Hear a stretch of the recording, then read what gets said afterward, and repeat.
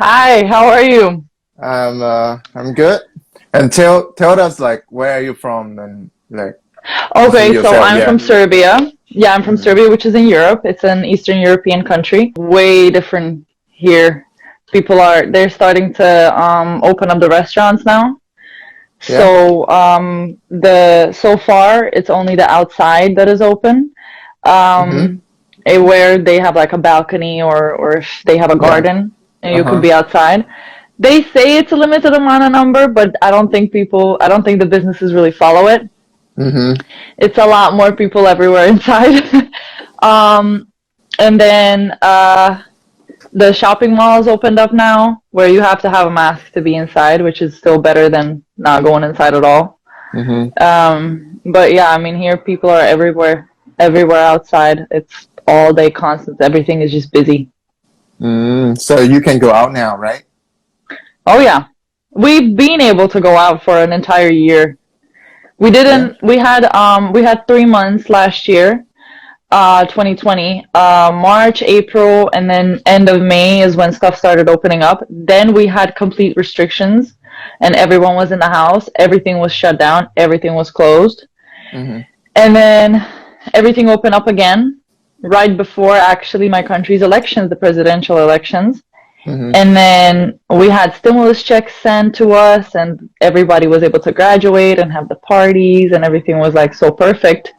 And then That's cool. after the elections, when we elected the same president again, Mm-hmm. he wanted to have another lockdown. And Oh, people got so angry and violent that for sure. 3 days Sure. we Uh-huh. had huge Like protests, which actually happened. violent. Yeah. Like They were actually. Oh burning shit. down the city hall, Oh my and God. they were outside, and they were causing a big ruckus, and they were really, really being just loud and Mm-hmm. causing problems because you cannot lock people into their apartments and in their houses when they have animals and dogs and they have children who need to go out. Uh-huh. And it's summertime. It was June when they wanted to lock us in, and Serbian people just didn't have that. So for 3 days in all the major cities, it was like I said, they were burning down the city hall. You could Mm-hmm. find online everything that was going on. Yeah. And then now it got back to normal again. After that, they didn't. I think they were just a little maybe scared to put lockdown in again. So yeah. How about with you? Yeah, so now it's in Thailand it's kind of like getting worse because like we got a lot of people who got COVID What does a 2000. lot mean? What is the number? So now it's 50K On now. a population of 69 million. 2,000 people per day. It's not that Right. good now.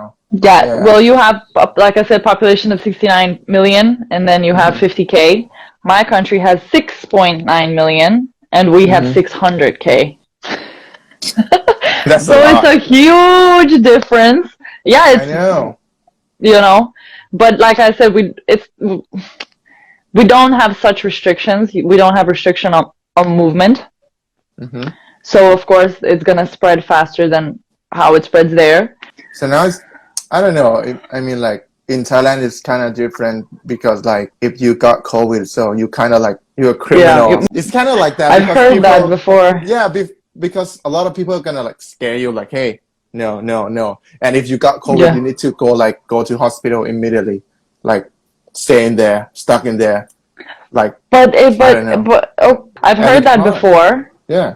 Yeah, I can imagine. I've heard that before. But here, if you get like if you catch the virus, Mm-hmm. then you can go and get tested. But a lot of people don't get tested because they already Okay. assume or they have family that they're living with that already has it.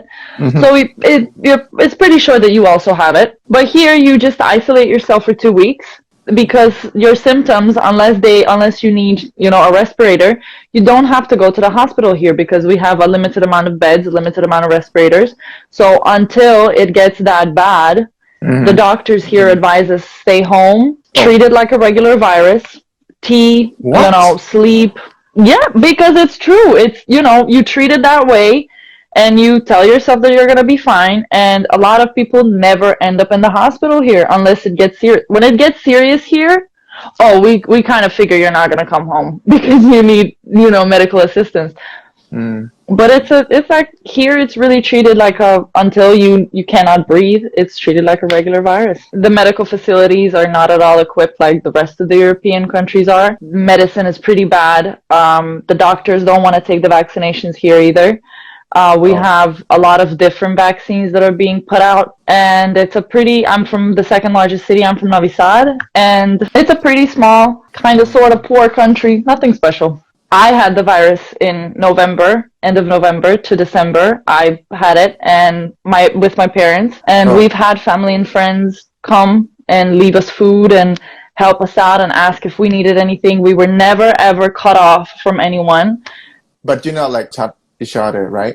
No. They would leave the food in front of the door, and I would go because I was the strongest. My parents had a tougher time, but I would go and I would take it and I would go in, and then that's basically what it was.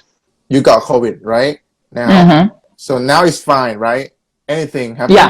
Yeah. He got infected. My dad was the first one that got infected by a family friend who came to the house. Yeah. They came to just talk to them and just, I don't know, for coffee.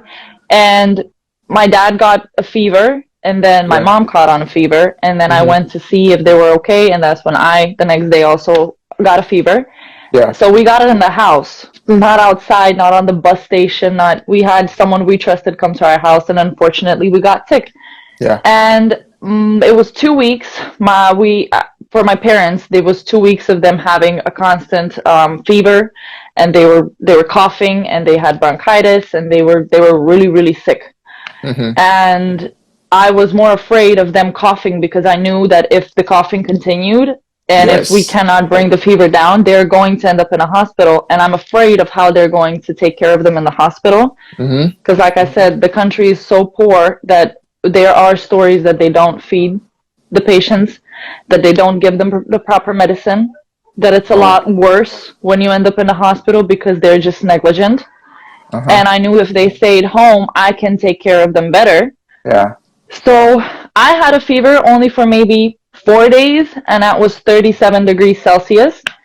It wasn't that bad. My body hurt, but I was fine. I had a headache that maybe I can say. After 4 days, I didn't have the fever anymore. But somewhere on the 7th to 8th day, I lost my sense of smell and taste. And the taste came back pretty soon, like a few days after that. The smell, I'm still trying to get back. It's still not there 100%. I still cannot smell everything. Wait, what? How did you know that you got COVID? So you go out for a test, something? My mom did. So my mom and I we first went to get the blood test, which was for the antibodies. We didn't know that test is going to show positivity or negativity only after the COVID is already passed. We didn't know it at the time. And we didn't get the PCR. And in Serbia, to get the PCR, you need sometimes to wait 8, 6, 7, 8, 9 hours in a whole line to get tested. And when you are sick, you cannot really stand in a line for so long. And so we went one day and we saw that line. So we said, no, we're not going to do it. Next morning, my mom had luck. There was only 10 people in front of her. She got tested and she was positive. And my dad and I knew that 100% we were positive as well. We didn't got to go and get tested.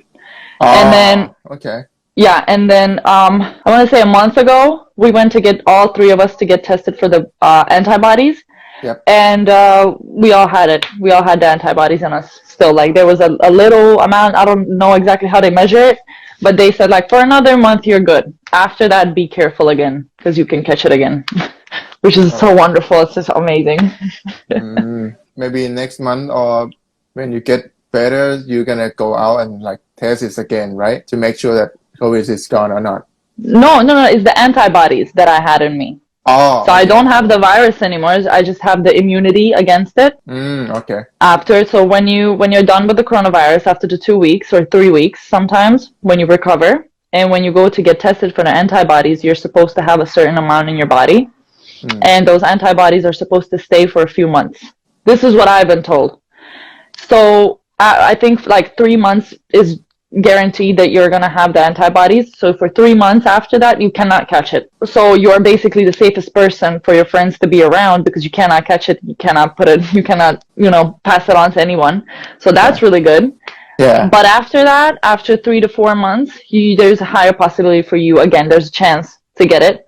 So now again, I'm being very careful with everything. So your parents, they're getting better? Your parents? They're fine. Everything is fine. After the 2 weeks, everything went back to normal. We lost weight because we weren't able to eat. We weren't able to move, but they got it back. My dad is chubby again, so everything is good. That's good.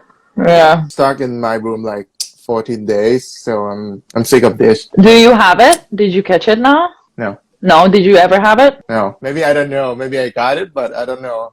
Nothing happened. Right. Now. That's also possible. That you have it, but it was never active. Yeah. I'm not denying that this is a deadly disease. I'm not denying that. But also at the same time, we're social beings. And if you have the virus, you're not a bad person. This is a disease that doesn't choose. Mm-hmm. So it's not like it was your choice to catch it. Some people say, oh, but it was your choice to go out. I am human. I have to go to the grocery store. I have to go out and see other people. I have to hug my mom. They don't care about that. They just blame on you. Like, why did you go out?